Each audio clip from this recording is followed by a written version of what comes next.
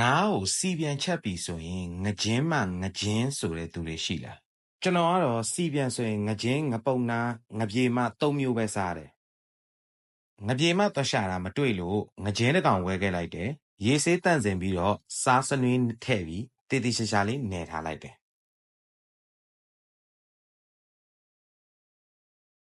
ပါဝင်ပစ္စည်းတွေကတော့အထွေထူးမဟုတ်ဒါတွေပဲကြက်သွန်နီနဲ့ကြက်သွန်ဖြူနဲ့ကိုဒါမျိုးလေးတွေလှီးပြီးတော့စက်ထဲထည့်ပြီးကြိတ်လိုက်မယ်ခန်းကျင်သီးတွေကိုလည်းဒါမျိုးလှီးပြီးကြံတာတွေကိုလည်းအသင့်လုပ်လိုက်မယ်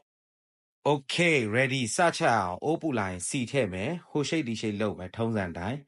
ပြီးသွားရင်အခုနကကြိတ်ထားတဲ့ကြက်သွန်နီနဲ့ကြက်သွန်ဖြူကိုထည့်လိုက်မယ်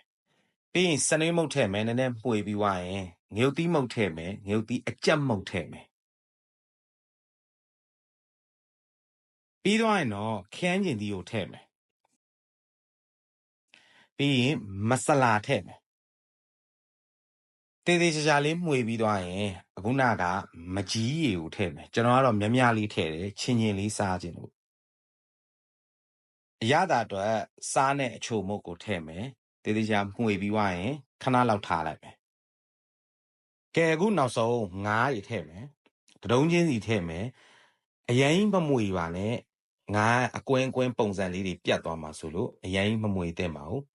တဒုံးချင်းရှေ့နောက်လှန်ပြီးသွားရင်တော့ငါးမြုပ်တဲ့အထိရေးထည့်ပြီးတော့အဖုံးပိတ်ပြီး10မိနစ်လောက်ထားလိုက်ပါကဲအခုဆိုရင်ငါးတွေကလည်းနူးစာပြုတ်နေပြီနည်းနည်းလေးအိုးကိုရှိတ်လုပ်ပြီးသွားရင်အခုနကငုတ်သီးစိမ့်တွေကိုထည့်ပြီးတော့အဖုံးပြန်ပိတ်ပြီးနောက်ထပ်15မိနစ်လောက်ထပ်ထားလိုက်ပါအခုနောက်ဆုံးအပိတ်ကိုနည်းနည်းမင်းလေးအုပ်ပါမယ်ပြီးရင်တော့မီးဖို့ပိတ်အဖုံးပြန်အုပ်ပြီးတော့9မိနစ်10မိနစ်လောက်နေပြီးမှွှေးကြိုင်နေတဲ့ငချင်းငါးဟင်းစီပြန်လေးစားနိုင်ပါပြီ